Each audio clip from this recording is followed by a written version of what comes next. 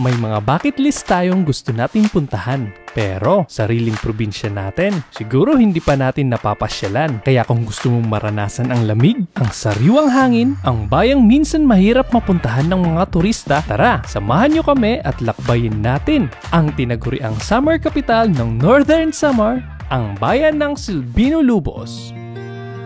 Alamin natin ano nga ba ang sitwasyon ng bayan ng Silvino Lubos noon. Sa pagiging simple at payak na buhay ng mga tao dito, makikita sa kanila ang pagkakaisa, ang pagiging matulungin sa kanilang kapwa. Main source ng kanilang pamumuhay ay nagmumula sa pagsasaka. Ang bayan ng Silvino Lubos ay isa sa mahirap marating ng mga turista dahil wala itong kalsada. Naalala ko noon, 2012 yata or 2013 na first time kong nakapunta dito sa Silvino Lubos. Yung biyahe namin is from Catarman to Pambuhan. Tapos pagdating sa Pambuhan na bridge, pababa kami para sumakay nung tinatawag nilang sampan. From Pambuhan to Silvino, like 5 to 6 hours. Sa tagal ng panahon, ang hirap ng dinaranas ng taga Silvino ay napalitan ng kaginhawaan. Noong June 16, 2023, nagkaroon ng inaugurasyon sa tulay na nagdudugtong sa bayan ng Mondragon at Silvino Lubos, ang payapa at masaganang pamayanan o pamana na programa na sa ilalim ng pangangasiwa ng Presidential Advisor on Peace, Reconciliation and Unity at ng Department of Public Works and Highways sa pakikipagtulungan ng probinsya ng Northern Samar ay naging makasaysayan sapagkat hindi lamang napabilis ang biyahe nito, pero ito ang naging daan para sa pagiging tahimik at payapang bayan ng Silvino Lubos. Dako ang bulik siningadalan, pag halimbawa may mga sakit sa iyo, masahin na lang papadto sa Provincial Hospital, sa Catarman, at pag-arap sa iyong mga kabataan, at iyong mga produkto, iyong mga tanom, masahin na ninyo dadon sa iba-ibang punto sa Northern Samar. Dako po ang bulik siniliwat sa ato peace and order, no? Ato mga kabuktuan sa police, sa military, masayong ma-proteksyonan dito sa ato bukto. Yung Department of Health nagkaroon ng programa sa whole Philippines, and after ng pagbabakuna kami sa Provincial DOH Office, nagkanda kami ng RCA para ma-check kung nabakunahan na ba lahat ng mga households. Yun yung naging task namin why napunta kami dito at saka ako for the first time nun.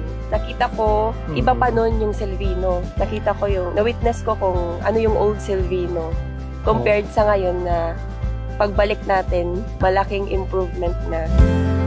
Dahil sa pagbabagong ito, unti-unti nang nasisilayan ang tunay na ganda ng bayan ng Silvino Lubos. Nagkaroon ng mga resort sa taas ng bundok, mararamdaman ang lamig na dala ng naglalakihang puno, ang kaakit-akit na itsura ng bayang ito na malayo sa ingay ng mga sasakyan, mga nagtataasang buildings, struktura at marami pang iba. Pagka gagasturin lang tayo, di yung maganda na. At least makita ng mga bisita natin na yung town na nasa gitnang mga kabundukan, mayroong ganito, di ba? At ang pinaka-highlight nga ng Silvino sa taong ito ay ang isinagawang 25th Diocesan Pentecost noong May 18 to 19, 2024 na kung saan mahigit 6,600 pilgrims ang nakadalo mula sa iba't ibang bayan ng Northern Samar. Ito ay ang unang pagkakataon na nakapag-host ang Silvino Lubos ng isang malaking event na dinaluhan ng libu-libong tao na nagmula pa sa iba't ibang lugar. Sa katunayan, isa ako at ang team ko na naging volunteer videographer para sa event na yon. At habang naroon ako, ramdam ko ang tuwa ng mga taga-Silvino dahil sa pambihirang pagkakataong ito. Sa wakas, ay narating na rin ng karamihan ang bayan ng Silvino Lubos. Dahil sa access na ito, ang hirap na dinaranas para marating ang Silvino Lubos ay napalitan ng ginhawa. Pumasok ang iba't ibang klaseng programa para sa mga Silvinoas noon.